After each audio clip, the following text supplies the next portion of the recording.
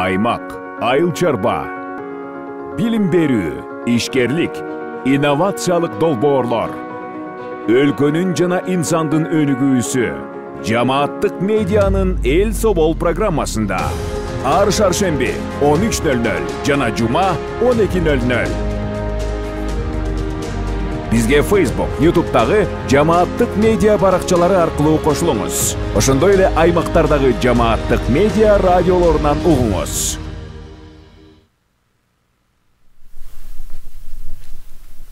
Кутман күнүңүз менен жамааттык медианын көрөрманы жана угарманы. Эл собол программасынын бул көрсөтүүсүндө биз кесипке багыт берүү туурасында сүйлөшөбүз. Анткени окуу жылынын аякташына салалуу гана күндөр калды.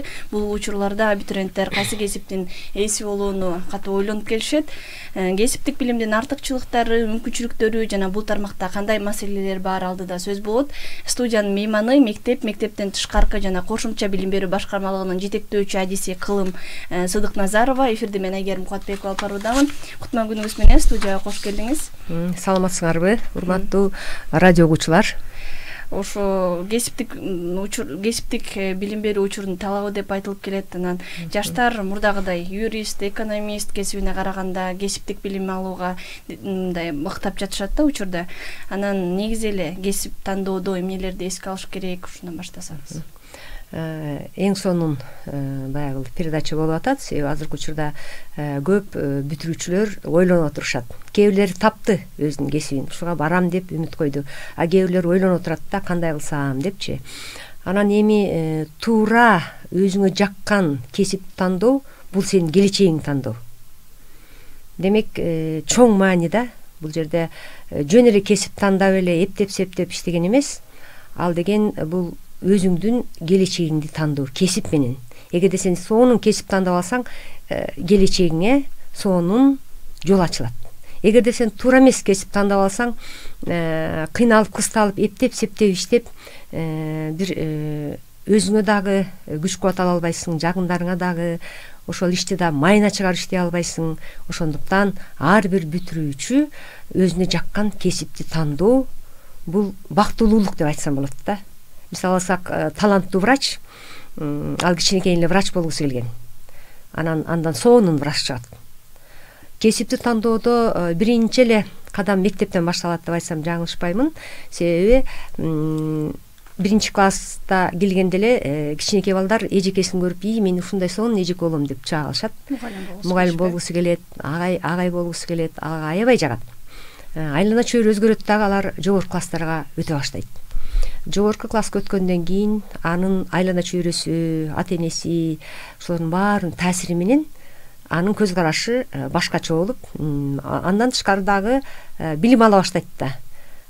Ал башталгыч класста бир эле эжекесин көрүп ошондой деп ойлойт. Анан уже анын аң сезими, билими жогорулагандан кийин башка кесип тандоо ага мүмкүнчүлүгү келет.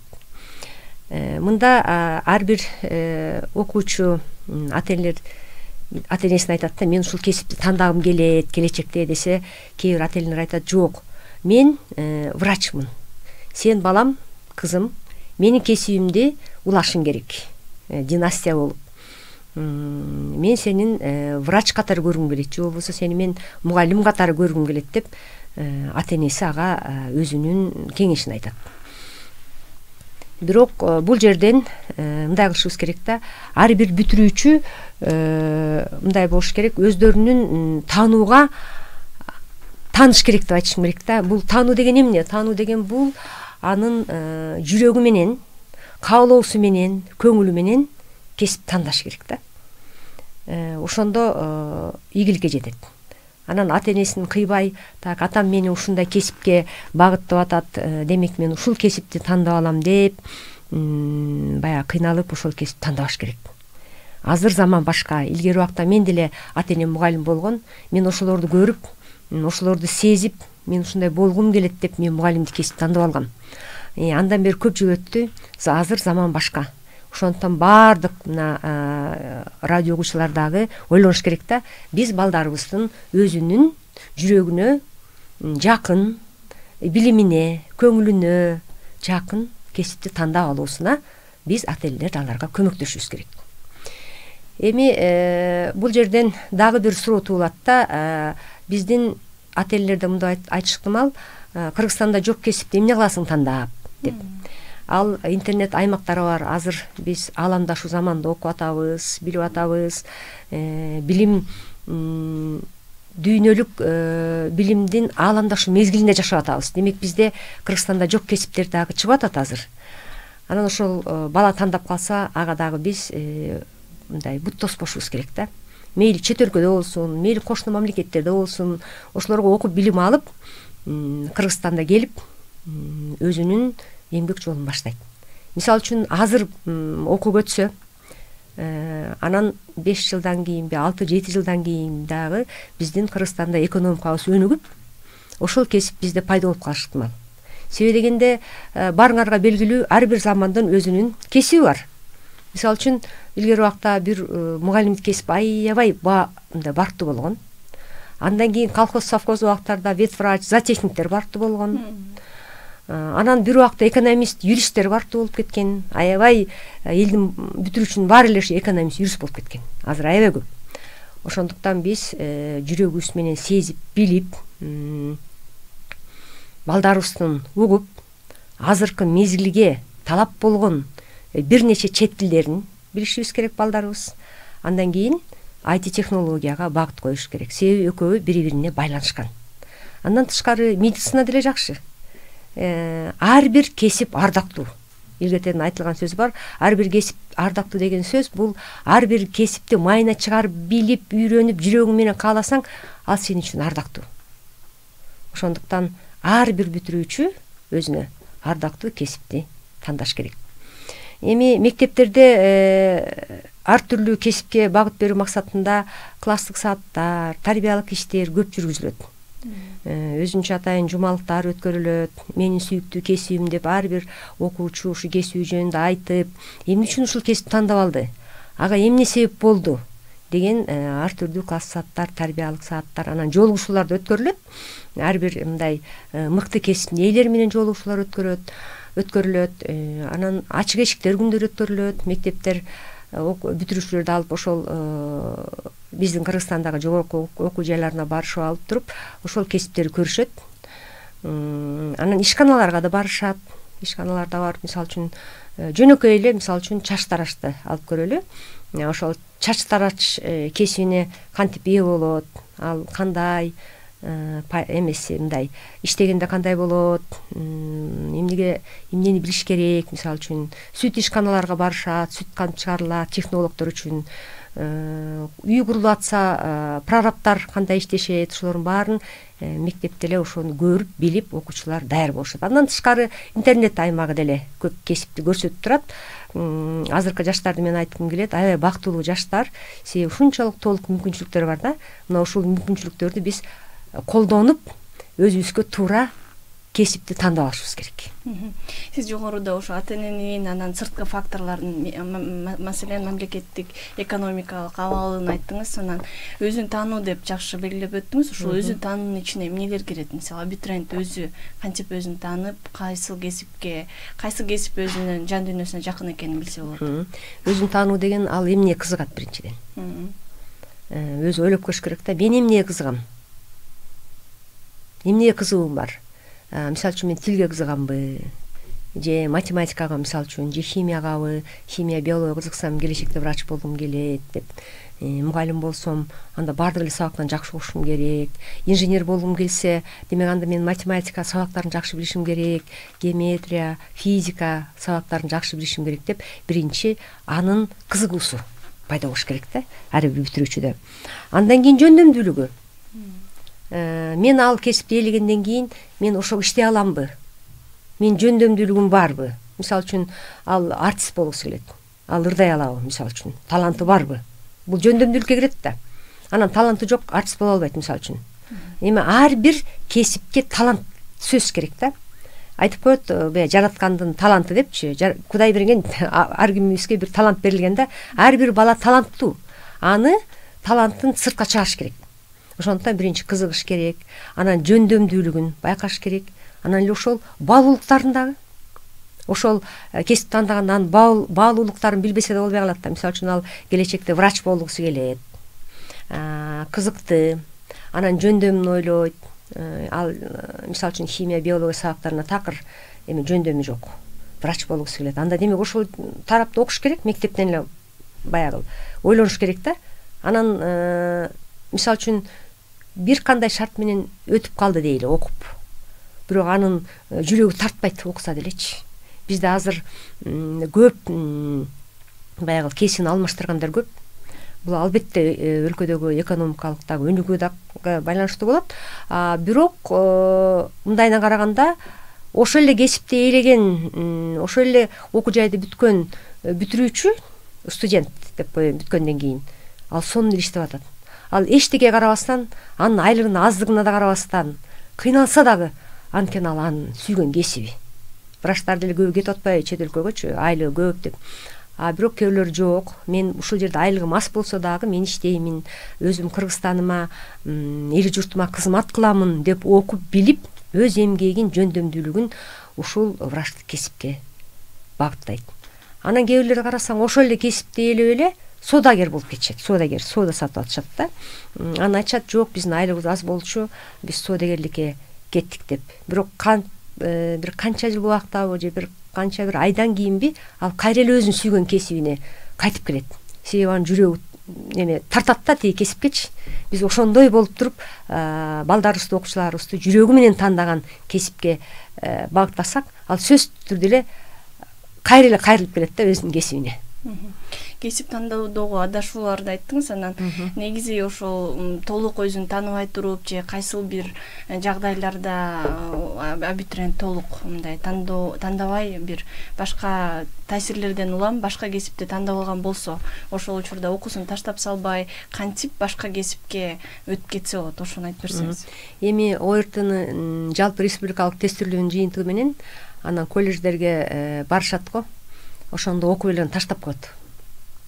Жүрөгү тартпайт да. Анан ата-энеси уруша баштайт. Жок, сен окуп өттүңбү?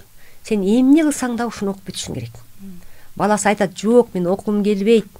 Десе айтат, эл эмне дейт деген, бизде азыр ушинтип калат го жашта. Эл эмне дейт? Сен окуп өтпөдүңбү? Сен сөз бүтүрүшүң керек дейт. Анда ата-эне ошол жерден туура мамиле кылыш керек да баласына. Демек, балам, сага бул кесип жакпаса, анда сен башкага которулсаң болот. Азыр болуп атпайбы которулсаңчы? Башка окуу жайганда өзүң тандаганга которулуп кетсең болот, окшошураак болупчу. Же болбосо кесип тандоодо кыйналгандарга мен кеңеш берет элем, бул колледждерге эле 9-класстарда барып, окуп билип, ошол жерден көп өзүнүн кесибин тандашат да. 9-ту бүтүп, мисалы үчүн финансист болуп туруп киришет, анан негедир жакпайт ага. Анан кайра жалпы республикалык тестирлөөгө катышып, ал кайра тил жаатына кетип калышат да. Ошентсе болот. Анан өнүккөн мамлекеттер дагы экинчи билим алуу болуп атпайбы? Бизде деле бар. Экинчи билим алса болот, тигини бүтүп. Эми ата-энеси болбой койсо, айла жок, 4 жылдык окуду азырчы, бакалавр бүтүп, анан кийинки магистратурада башка кесипке тандап кетип калса болот. Бирок дагы бир жолу кайталагым келет, ушул жүрөгү менен тандаган кесип бул эң жакшы да, бул келечекке өзүнүн колунда баягы жаркын келечек аны күтүп турат да. Андан соң мугалим чыгат, андан соң врач чыгат, андан соң экономист чыгат, андан соң IT программист чыгат. Азыркы жаштарда мына чыгып атпайбы, Америкага иштеп барып эле, анан ошол жерден ITге кызыгып, же болбосо дагы башка бир кесиптерге кызыгып, ошол жактан окуп, анан билим алып, үйүндөгүлөргө да жардам көрсөтүп, өздөрүнө дагы финансылык жактан жардам көрсөтүп, туугандарына жардам көрсөтүп, жакшы ийгиликтерге жетишип атат да. Мен аларды көрүп аябай сүйүнөмүн.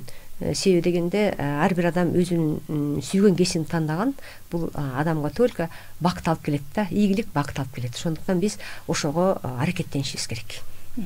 Анан ошо кесип тандоону кайсыл учурда башташ керек? Сиз айткандай 9-класстагыда жакшы ыкма экен, аны байкап көрүшсө, анан дагы кандай жолдор бар? Кантип өзүнө кесип тандоону, мисалы кайсыл класста кайсыл иш аракеттерди кылыш керек ошо кесибине жараша? Эми кесип тандоодо биринчи эле ошол мектепте кесип тандоодо карап ошол боюнча иштей башташат. Анан кээ бир мектептерде аябай жакшы иш жүргүзөт. Андан кошуна жанагы өзгөчө шаарларда ишканалар көп эмеспи? Ошолорго барып көрүп, анан кийин кээ бирлер мисалы үчүн эме укук коргоочу, то есть мындай юрист болгусу келет. Мисалы үчүн милиционер болгусу келишет. Анан ошо милиция кызматын көрүшөт. Анан кээ бирлер айнып кетишет да, жок, мен болбойт, мен жүрөгүм чыдабайт буга, мен врач болгонго жүрөгүм чыдабайт, мен аябай боорукермин, болбойт го деп анан ойлонушуп калат да. Биринчи мектеп. Экинчи үй, ата эне.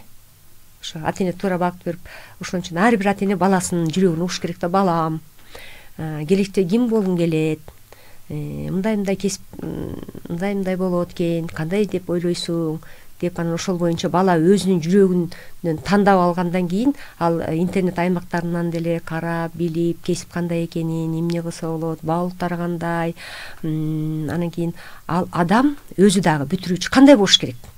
Кесип тандаганда. Ар бир кесиптин өзүнүн характерлери болот эмеспи? Ошо да байланыштуу болот да. Кээ бир ата энелер сонун туура тандап коюшат да. Балам, сен момун эле карап көрсөң, сенин буга жөндөмдүң бар, мен сезип атам, дейт. Анан бунун достору дагы тиги айтып калышат. Ушундай кесип тандабайлы, анда мындай болот экен дешипчи. Анан чөйрө дагы көп таасирин тийгизет. Азыркы учурда аябай интернет аймагында көп маалыматтар көп да. Азыр маалымат көп убагыда, туурабы? Маалымат көп, анан ошондуктан бул жерден өзүнүн айттым, жүрөгүн угуш керек да. Анан кызыгуусун угуш керек өзүнүн. Биринчи баладан кетет. Ар бир окуучу өзү тандайт биринчи. Анан ошону айтат да, мен ушундай кесипке ээ болгум келет. Анан мен кандай болот бул кесип дегенде мугалимдер айтышат, мындай. Анда интернет аймактарынан карап көрөлү. Кандай болот экен бул кесип тандасаң? Келечеги кандай экен? Сен жүрөгүң ошо барып атабы? Сен жөндөмдүүлүгүң барбы? Кызыгууң барбы ошол кесипке? Дегенден кийин анан акырындап эме болот. Эми кесипке тандоодо мен мисалы үчүн ушул же үйдөгү чөйрөдөнбү, өзүм жөнүндө айтып турган болсом, педагогтук кесипти тандап алдым да, ошо боюнча эле кеттим. Айтып атпайм, үйдөгү ата энелердин дагы таасири болот экен. Анан мен ушул мугалим болом деп эле мугалим болуп калдым. Бирок менин жашымдагы менен азыркылардын айырмасы асма менен жердей. Себеби дегенде азыр аябай көп ар түрдүү кесиптер бар. Мисалы үчүн мен азыр жапжаш болсом, мен мүмкүн мугалим болбойт элем, башка кесипке ээ болушум ыктымал да. Себеби аябай маалыматтар көп. Анан чөйрө да башкача. Азыркы маалда ар бир айттым, замандын өзүнүн кесиби бар деп. Ошол замандын кесибин мүмкүн тандап алмактын да. Класска карабайт да алчы. Баланын өзүнүн жөндөмдүүлүгүнөн эле башталат. Ошо сиз айтып жаткан эле маалыматтардын көптүгү ушул эле учурда балдардын мурда сөзсүз жогорку билим алышым керек деген болсо, азыр тескерисинче жаштар тез аранын ичинде эле кесиптин ээси болуп, өзүнүн финансылык жактан камсыздоону көбүрөөк көздөшөт да. Бунун эле ушул учурда кандайдыр бир терс жактары болушу мүмкүнбү? Жок, мисалы үчүн өнүккөн мамлекеттерде баардын эле студенттер иштеп жүрүшөт. Биздин убакта мисалы үчүн биз иштеген эмеспиз, анда иш да жок болчу. Азыркы учурда студенттерге мисалы үчүн окуп жүрүп деле иштеп атышат.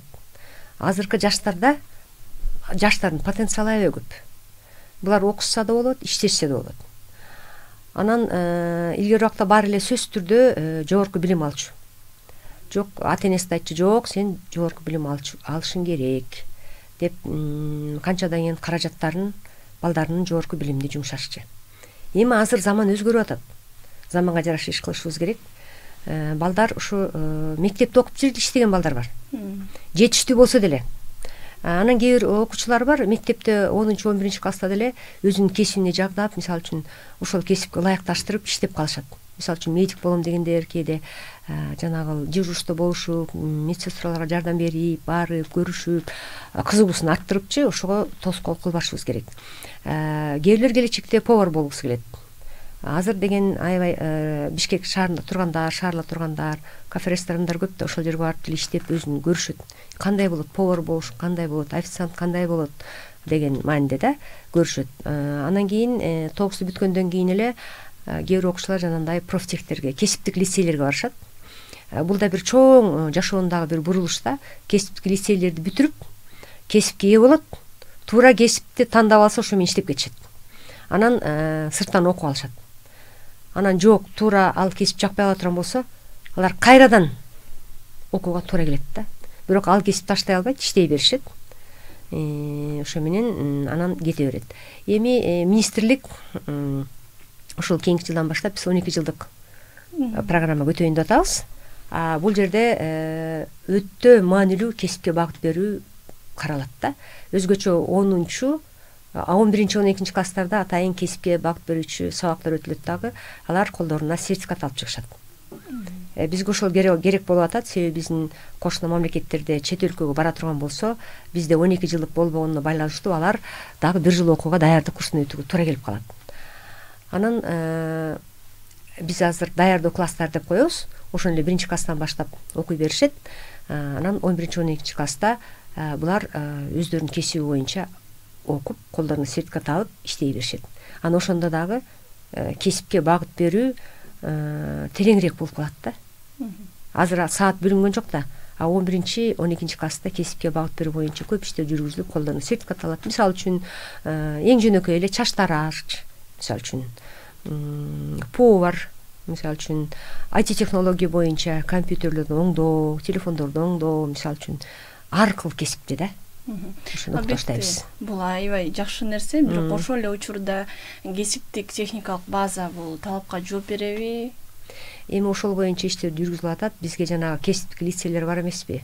Ошол кээ бир мектептерге ошолор көмөк көрсөтүшөт, жардам беришет. Себеби дегенде кесипке багыт берүүдө кыйынчылыктар болуп атпайбы азыр? Ошон үчүн мектеп тарбия башаты мектепте. Ошо мектептен кесипке мугалимдерди туура тандап, алар да мугалимдерди сезишет, кимдин ким эмнеге жөндөмдүү экенин. Анан ошо багытында окутушат. Андан тышкары көп мектептер салынып атат азыр. Бишкек шаарында деле көп мектептер ошолордун базалары кеңейет. Анан дагы бир жакшы жагдай бар. Канча деген ата-энелер бизде ушул мектепке даярдык курсунан өткөрүшчү балдарын. Дошкольный подготовка деп акчаларын беришип, ушу жакшы мектепке барса экен деп аларды ошо окутуп ошентишчү да. Азыр мектепке барган сабак тамга тааныбаса деле болот. Ал даярдоо классында эле да. Сабактары деле ошондой, бир аз кошулат, жеңил. Анан кийин 1 классты бүтүшөт. Эми азырда көп түшүнбөстөр болуп атат кээрлерде. Эми 12 жыл кантип окуйт деп. Ошондо 6 жаштан баштап эле окуйт да, даярдоо классынын ордуна 1 класс болуп калат. Балдар сүрөт тартат, үйрөнүшөт, ырдашат. Эң сонун баягы мүмкүнчүлүк да. Андан кийин 11-12 класста сөзсүз түрдө кесипке ушу багыт алып баштайт. 8 класстан баштап лицейлерде кесипке багыт берүү иштери жүргүзүлөт, лицейлерде. Гимназияларда болсо 5 класстан баштап. Гимназия бул гуманитардык багытта. Бүт тилдерди окушат. Бирок азыр заманга ылайык көп чет тилдерин билүү талап кылайык. Себеби биз азыр аламдашу мезгилинде көп чет өлкөлөргө барып атышат, тил үйрөнүп атышат. Даже барып окуп 1 ай каникулда деле кээ бир ата-энелер окутуп келип атышат. Чет тилдерин, англис тилин, немис тилин окутуп келип атат. Андан тышкары кошумча биз таклимдерин дагы билишибиз керек. Тил менен эле чектелбей.